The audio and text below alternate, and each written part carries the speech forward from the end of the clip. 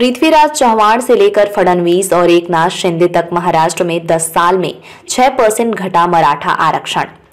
वैसे तो मराठा आरक्षण की लड़ाई लगभग 4 दशक पुरानी है, लेकिन पिछले 10 साल में मराठा आरक्षण 6% घट गया है। ये तीसरी बार है जब महाराष्ट्र विधानमंडल के दोनों सदनों में सत्ता पक्ष और विपक्ष दोनों ने मिलकर एक मत से मराठा समाज को आरक्षण देने के अध्यादेश और विधेयक पारित किए हैं। सबसे पहले 2014 में कांग्रेस और एनसीपी की सरकार ने पृथ्वीराज चव्हाण के मुख्यमंत्रित्व काल में मराठों को शिक्षा और सरकारी नौकरियों में 16% आरक्षण देने का अध्यादेश लाया था।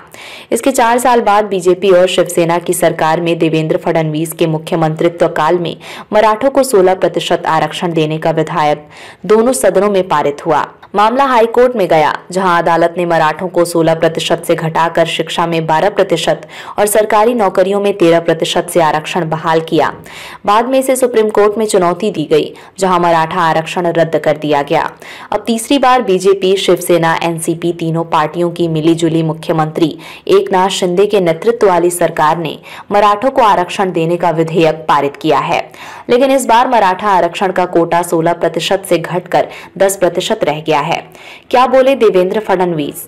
इस बारे में राज्य के उप मुख्यमंत्री और बीजेपी नेता देवेंद्र फडणवीस का कहना है कि राज्य पिछड़ा वर्ग आयोग ने जो रिपोर्ट सौंपी है, उसमें मराठा समाज के सामाजिक रूप से पिछड़े होने के जो पैमाने निर्धारित किए गए हैं, उसी आधार पर 10% की सीमा सुनिश्चित की गई है।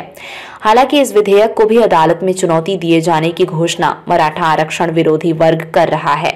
हालांकि सरकार ने सुप्रीम कोर्ट द्वारा पहले रद्द किए गए मराठा आरक्षण के फैसले के खिलाफ सुप्रीम कोर्ट में क्यूरेटिव अर्थात पुनरीक्षण याचिका दाखिल कर रखी है। सरकार का दावा है कि उसका ये विधेयक अदालत में जरूर टिकेगा। राजधानी हम सबकी राजधानी, ला ला ला ला राजधानी, ओ राजधानी। राजधानी गारमेंट जंक्शन, लेडीज